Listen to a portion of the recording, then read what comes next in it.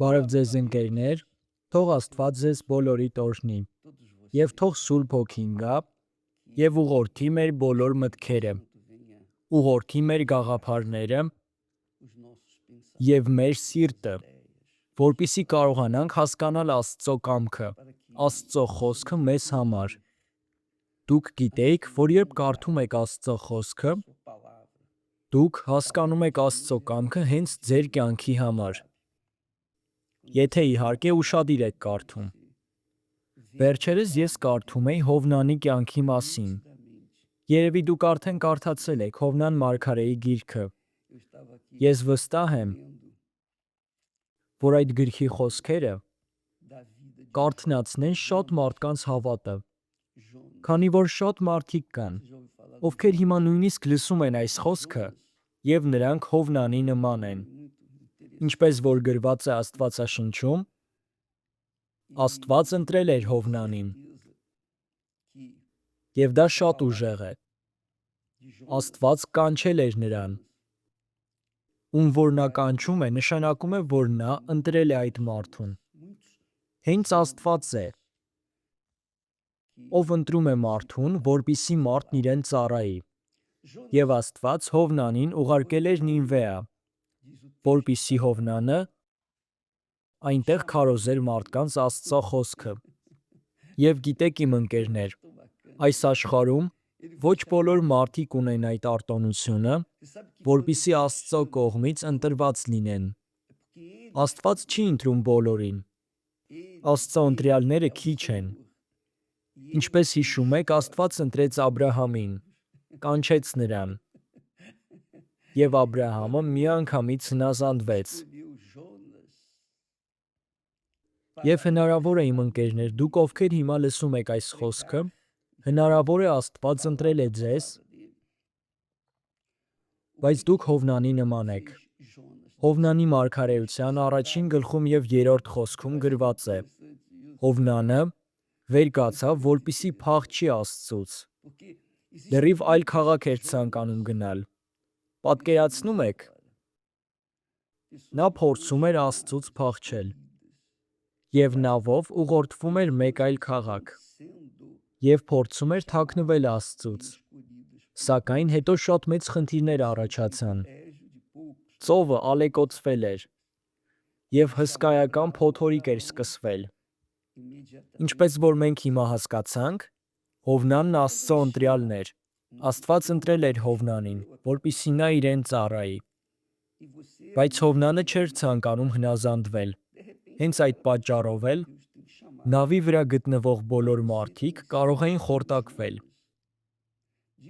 Եվ նրանք հասկացան, որ պատճառը Հովնանն է, դրա համար էլ նրան դուրս նետեցին։ Եվ այդ փոթորիկը հանդարտվեց։ Երբ մենք կարդում ենք այս պատմության մասին, այս պատմությունը շատ ուժեղ է։ Երբ ուշադրություն ենք դարձնում այդ բոլոր մանրամասներին։ Ինչպես նաև, երբ Աստված կետին էր ուղարկել, որպեսզի կետը կուլ տար Հովնանին,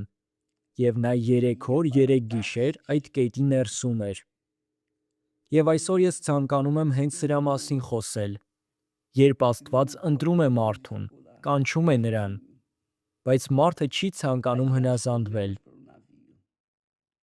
Նա չի ցանկանում զոհել իր այդ ազատությունը, զոհել իր կյանքը, այլ ցանկանում է հաճույք ստանալ կյանքից, ցանկանում է իր կամքով ապրել, իր ցանկությունները կատարել, իր երազանքների հետևից գնալ։ Այլ խոսքերով, այդ մարդը չի ցանկանում կատարել Աստծո կամքը իր կյանքի համար։ Եվ ինչպես Հովնանի պատմության մեջ տեսանք, այդպիսի մարդկանց կյանքում միշտ խնդիրներ են լինելու, և նրանց մոտ ոչինչ մինչև վերջ չի ստացվելու, որովհետև նրանք Աստծո կամքը չեն կատարում։ Հենց Աստված էր ուղարկել այդ բոլոր խնդիրները Հովնանի համար, որովհետև նրա կամքը Հովնանի համար լրիվ ուրիշ էր։ Վստահ եմ շատ մարդիկ են հիմա լսում այս խոսքը։ ովքեր փախչում են Աստծո կամքից, եւ նրանց կյանքում ոչինչ չի ստացվում։ Ինչ որ նրանք փորձում են անել, առաջ չի գնում, եւ նրանք չգիտեն, թե ինչու է այդպես։ Ինչու է նրանց կյանքը մեկ տեղում կանգնած։ Ինչու առաջ չի շարժվում։ Ցանկանում եք իմանալ պատասխանը։ Շատ հնարավոր է, որ դուք ուղղակի Հովնանի նման եք։ Դուք այն Հովնանի նման եք, ով արտոնություն է ունեցել Աստծո ընտրյալը լինելու, հենց ինքը Աստված կանչել է նրան։ Սակայն դուք չեք ցանկանում հնազանդվել Աստծո կամքին։ Չեք ցանկանում այնպես ապրել, ինչպես որ նա է ցանկանում։ Դուք ուղղակի չեք պատկերացնում, թե ինչպիսի արտոնություն է Աստծո ընտրյալ լինելը, որովհետև այդ արտոնությունը բոլորի համար չէ։ Հենց Հիսուսն էլ ասել է. «Կանչվածները շատ են, իսկ ընտրյալները շատ քիչ են»։ Իսկ Հովնանը հենց այդ ընտրյալներից էր, բայց միևնույն է, փորձում էր փախչել Աստծուց։ Եվ ինչպես որ կարդացինք, նրա կյանքում շատ խնդիրներ առաջացան։ Աստված նրան հանգիստ չէր տալիս։ Այդպես է լինում է այն մարդկանց կյանքում, ովքեր Աստծո կամքով չեն շարժվում, ովքեր ընտրվել են նրա կողմից, բայց չեն ընդունում Աստծուն և ցանկանում են լրիվ այլ կերպ ապրել, ցանկանում են այլ ուղղությամբ գնալ, բայց այդ մարդիկ ինչ էլ որ անեն, նրանց մոտ չի ստացվելու։ Նրանց բոլոր ճանապարհները փակված են, և այդպիսի մարդիկ տառապում են, շատ ուժեղ են տառապում։ Գիտեք ինչու։ Որովհետև չեն ցանկանում հնազանդվել Աստծո ձայնին։ Նույնիսկ չեն ցանկանում, որպեսզի Աստված խոսի և ասի ճշմարտությունը։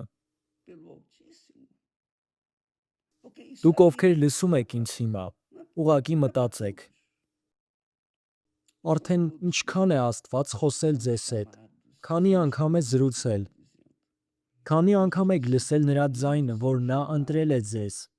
ուրեմն ինչու եք փախչում նրանից։ Եթե դուք վստահ եք, որ նա է եղել, հենց Աստված է ձեզ ընտրել, ուրեմն ինչու եք փորձում թաքնվել։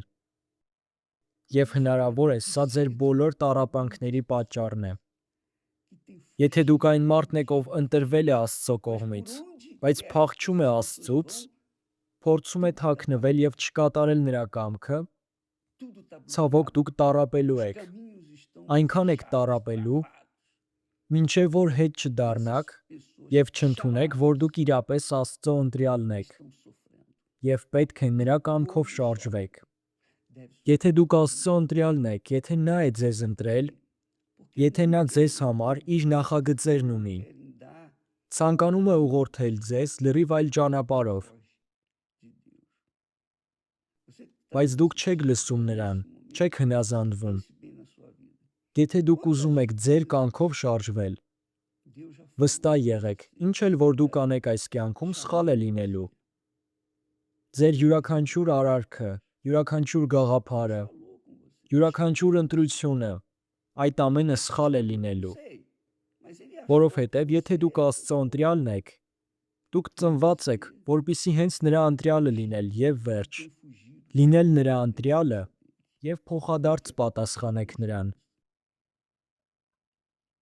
Այսինքն հնազանդվեք և ընդունեք նրա կամքը։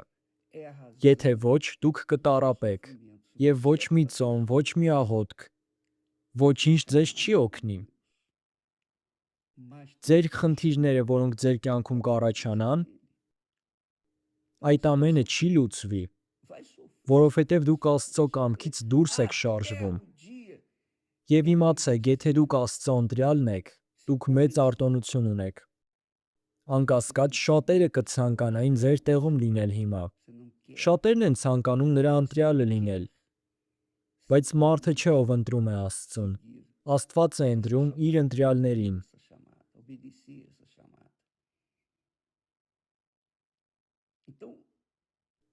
Որովհետև ծառաները ընտրության հնարավորություն չունեն։ Ծառան ոչինչ չի կարող անել, կարող է միայն հնազանդվել։ Եվ եթե չի հնազանդվում, դրա հետևանքներից էլ տառապելու է։ Եթե Աստված ընտրել է ձեզ, եթե կանչել է ձեզ, ուրեմն ընդունեք այդ կանչը։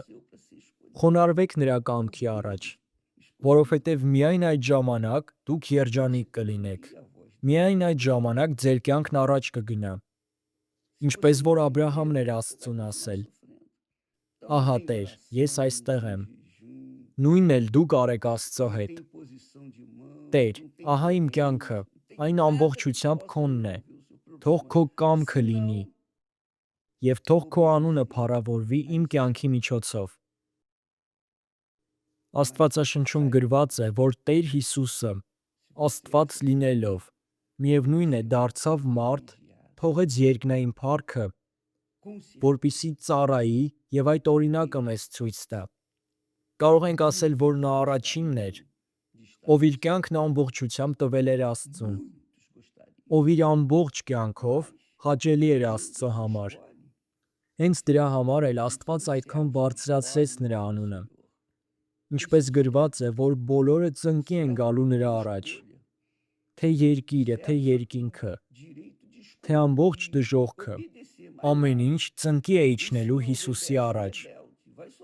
որովհետև նա հավատարիմ և հնազանդ եղավ մինչև վերջ։ Բայց նրանք, ովքեր Հովնանի նման են, ովքեր փախչում են, թաքնվում են Աստծուց, իրենց ուզած ձևով են անում, այդպիսի մարդիկ տառապելու են։ Տառապելու են այնքան, մինչև չընդունեն, որ պետք է Աստծո կամքն անեն, ոչ թե իրենց սեփականը։ Հովնանի գիրքը երկար չէ, շատ կարճ գիրք է։ Կարող եք կարդալ առանց շտապելու, մտածեք յուրաքանչյուր խոսքի մասին, և դուք կհասկանաք, թե ինչ է լինում այն մարդկանց հետ, ովքեր Աստծուն ասում են ոչ։ Հովնանն անցավ այդ դժվար ճանապարհով, բայց չնայած, նա ուրիշ տարբերակ էլ չուներ։ Նա կարող էր փախչել, կարող էր փորձել չհնազանդվել, բայց այլ տարբերակ չկար։ Եվ այսօր էլ Հիսուսը մեզ կանչել է, որպեսզի նրա վկաները լինենք։ Եվ դա մեծ հրաշք է, իմ ընկերներ։ Բայց ցավոք, ոչ բոլորը կհասկանան սա։ Միայն նրանք, ովքեր մկրտված են Սուրբ Հոգով։ Միայն այդպիսի մարդիկ կարող են հասկանալ, թե ինչ մեծ արտոնություն է Աստծո կողմից ընտրված լինելը։ Շատ լավ, իմ ընկերներ, կարծում եմ ամեն ինչ հասկանալի էր։ Թող Աստված առատորեն օրհնի ձեզ։ Եվ մի մոռացեք, դեկտեմբերի 10-ից մեզ մոտ սկսվում է Դանիելի ծոմը։ 21 օր մենք լինելու ենք այդ ծոմի մեջ։ Այդ ծոմը ուտելիքից չէ, այլ այս աշխարհի տեղեկություններից, սոցցանցերից և համացանցից։ Այս ծոմը նրանց համար է, ովքեր կցանկանան մասնակցել մեզ հետ, և նրանց, ովքեր ուզում են Սուրբ Հոգուն ստանալ։ Մենք հետո ավելի շատ կզրուցենք դրա մասին։ Թող Աստված առատորեն օրհնի ձեզ։ Ամեն։